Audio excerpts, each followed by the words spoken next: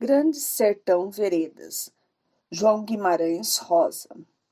João Guimarães Rosas é, sem dúvida, um dos grandes autores do século XX, no Brasil e no mundo também.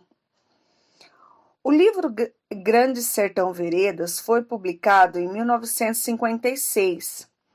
João Guimarães Rosa morreu, infelizmente, muito cedo.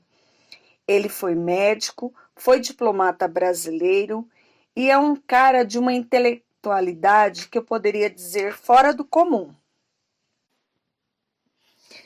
Grande Sertão de Veredas, como o próprio nome já delata, ele é uma história fictícia, ou seja, um romance. Ela se passa no sertão e a história é a história de um jagunço chamado Riobaldo, que narra para um ouvinte essa história.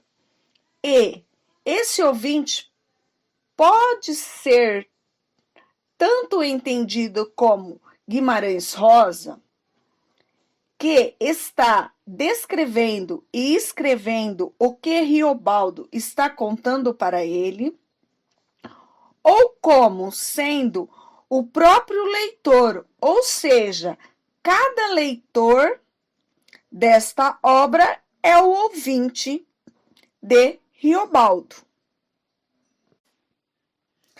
O livro tem 600 páginas e ele é contado em um capítulo só.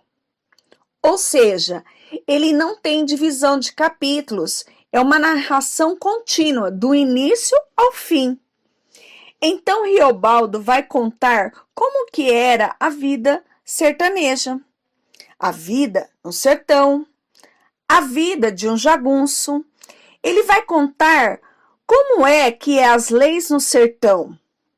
Quem é que regia essas leis?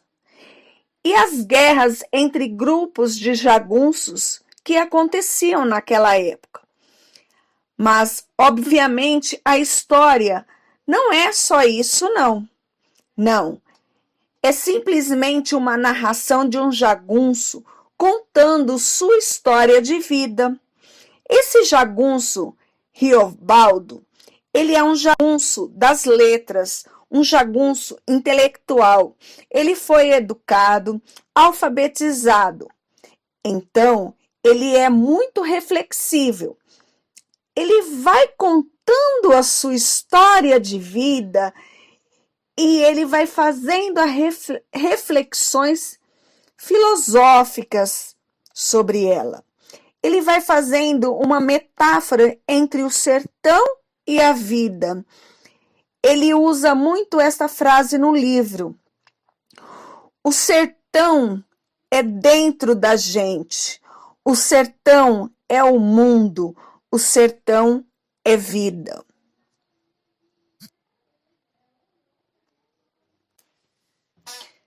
Riobaldo faz a ligação com a nossa vida também. Viver é muito perigoso. Uma coisa que Riobaldo dizia constantemente: a vida é uma travessia.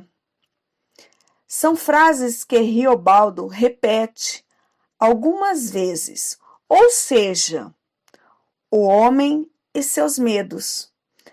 O Riobaldo vai contar a história de vida dele, que ele fazia parte de um grupo de jagunços.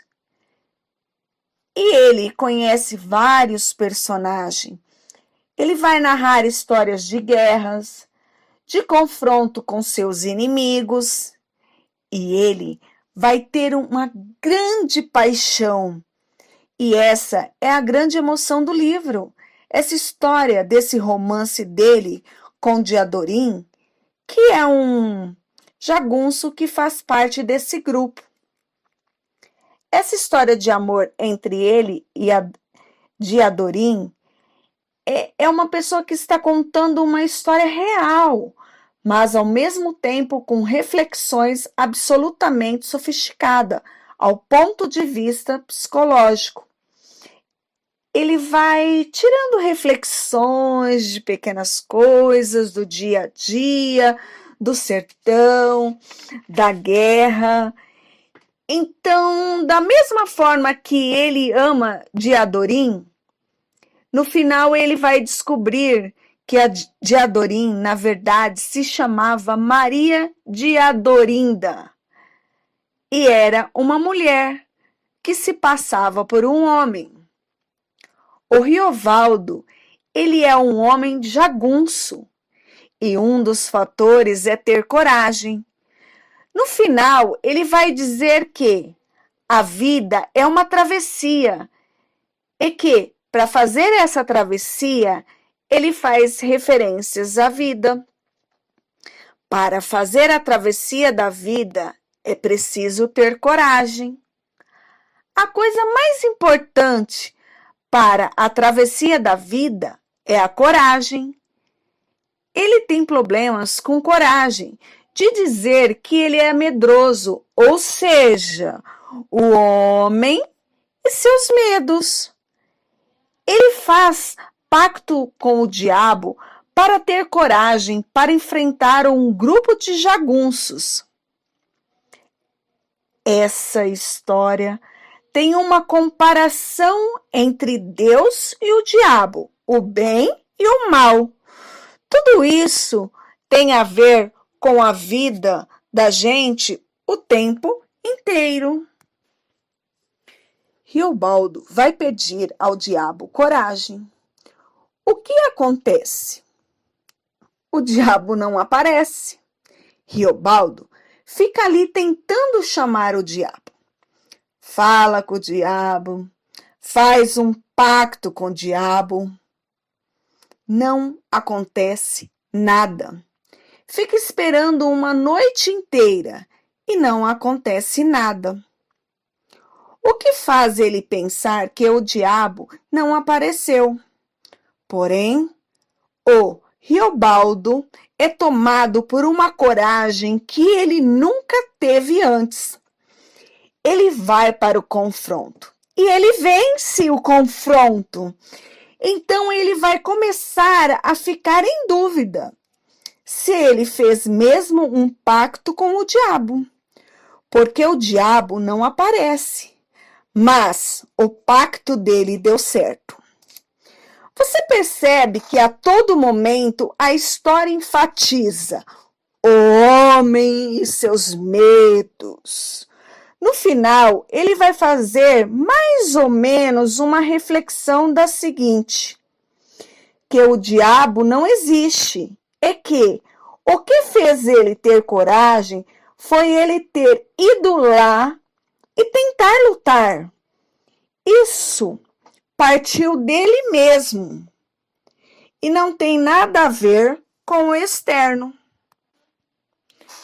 Uma das últimas frases do livro que Riobaldo fala é o seguinte: diabo não há, só há homem.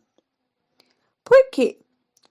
Só quem interfere na própria vida do Riobaldo foi o próprio Riobaldo e as circunstâncias que o cercavam. Riobaldo, no final do livro, agradece ao ouvinte e fala: amável Senhor, me ouviu minha ideia, confirmou que o diabo não existe. Pois não.